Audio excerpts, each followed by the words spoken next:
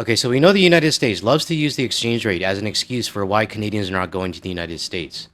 I mean, if you look at this chart here, the blue line is when Taco Tuesday took office, and before that is we're still in the same range. And before Taco Tuesday got in the office, we were still going to the United States.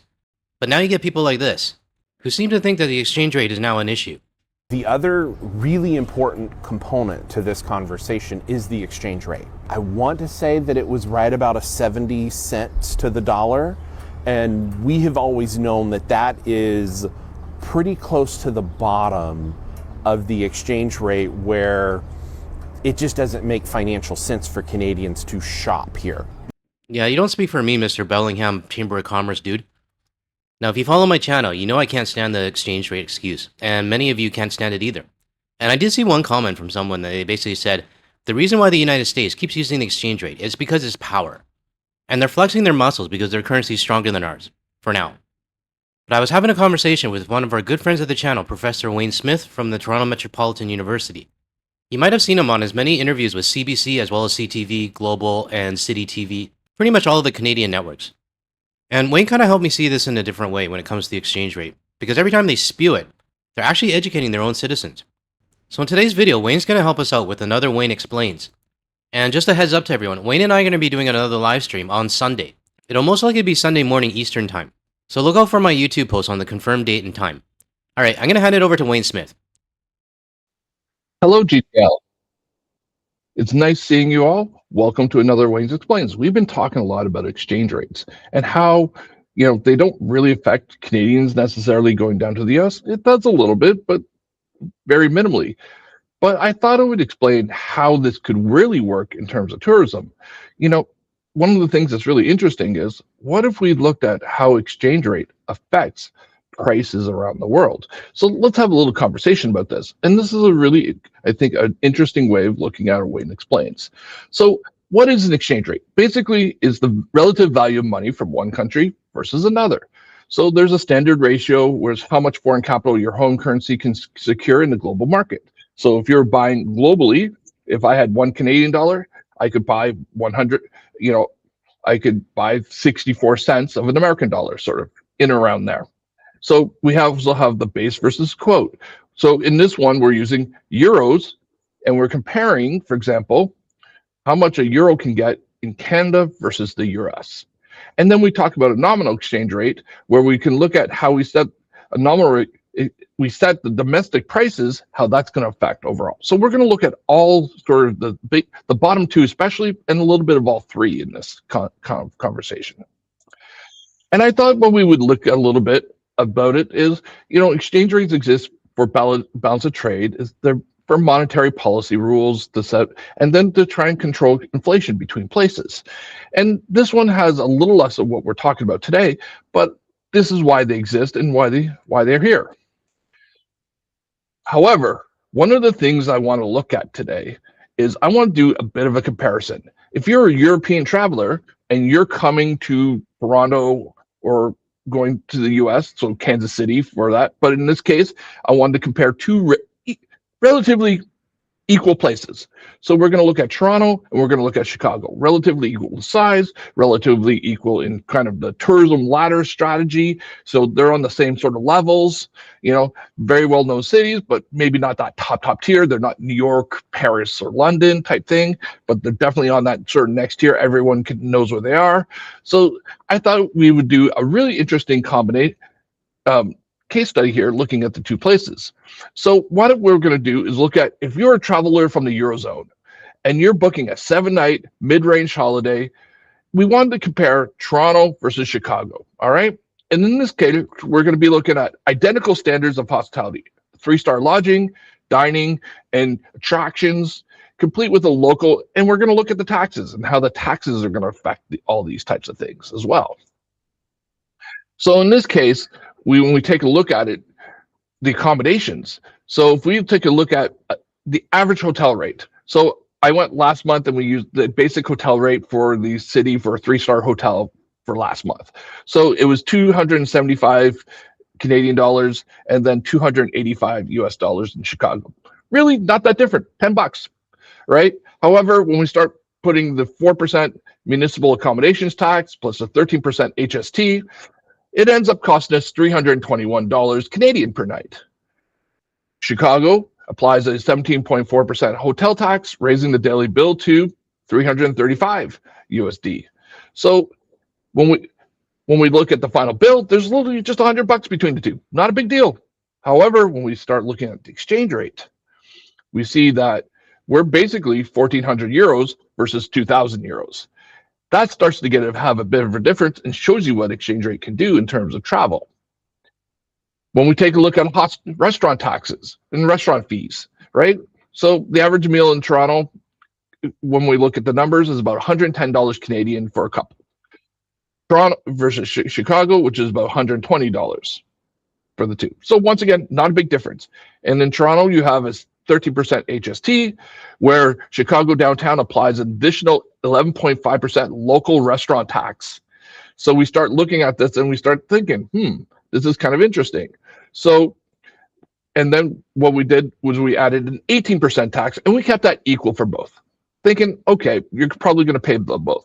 So when we start to look at exchange rates, we see that the 7 days of meals is about 478 euros in Toronto versus 724 euros in Chicago. It starts to get pricey, and you're starting to see the difference between the two. When we start looking at amusement and culture taxes, well, in this case, we see that we're looking at about 250 Canadian overall to pay that, and when we add in the HST, it gets to about 155 euros, right? So not bad.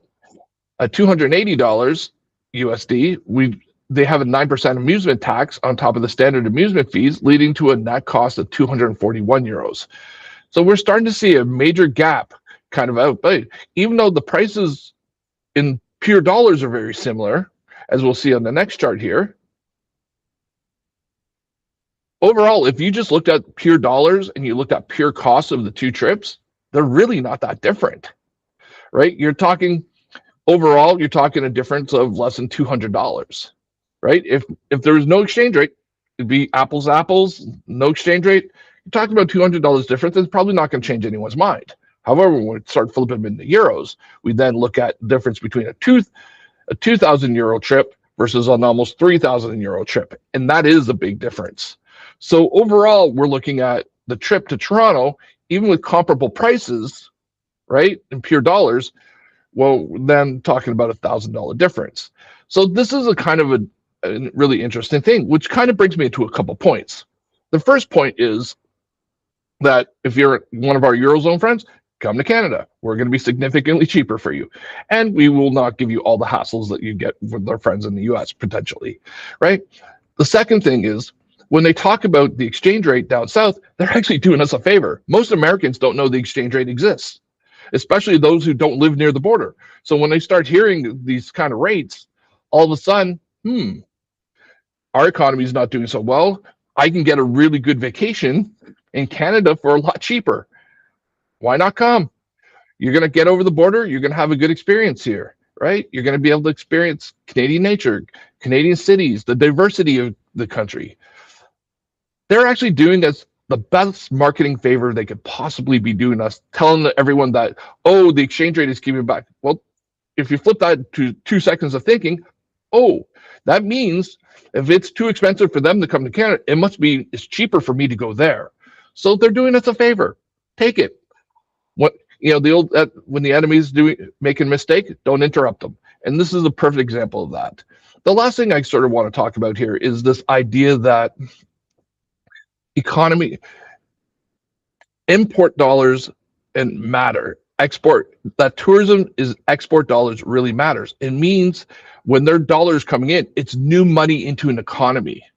It helps building the economy. The economic impact becomes wider because it's newer into the economy. When I'm in Toronto and I go out to a meal for the World Cup, that is money I probably would have spent in Toronto anyway. So it's more of a recycling of money. It has a little economic impact, but pretty minor. However, when a guest from England comes to Toronto, right, and they're spending money, that is new money into the economy that we weren't expecting to be coming in, and it pumps. And that's why this export money is so much more important.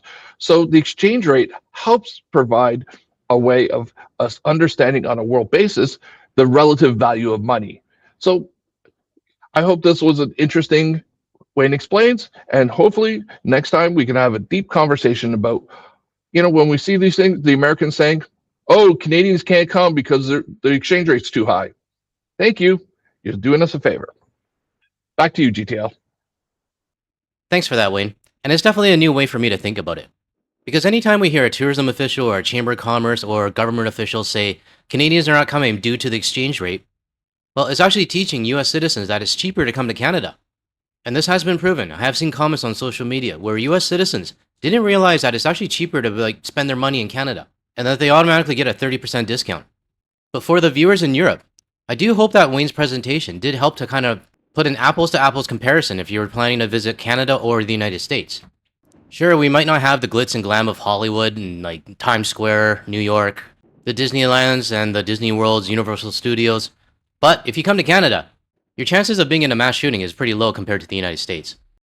So I want to thank you, Wayne, for another Wayne Explains episode, and helping me to kind of see the exchange rate excuse in another way. I still don't like it, but hey, if it's helping to educate the United States citizens that, hey, it is cheaper to go to Canada and vacation in Canada, then I guess I'll tolerate it for a little bit. To close off this video, I would like to thank Karen for sending this photo just outside of Dawson City in the Yukon. She mentioned that this is where the Yukon and the Klondike Rivers confluence, which is the epicenter of the 1896 Klondike Gold Rush. I didn't know that. But thank you, Karen, for sending this over, and also sharing more from the Yukon as well. Now, I know some of you might be thinking, hey, there's no co-host this video. But to be fair, Wayne did most of the talking in this video. But she's here. She's just hyper-focused on my beef shawarma and fries. So if you're waiting for her to speak, you might have to wait for the next video. If you found any value in anything that Wayne said today, or you want to hear more from a Canadian and international point of view, without the US media bias, make sure you hit that like and subscribe button below.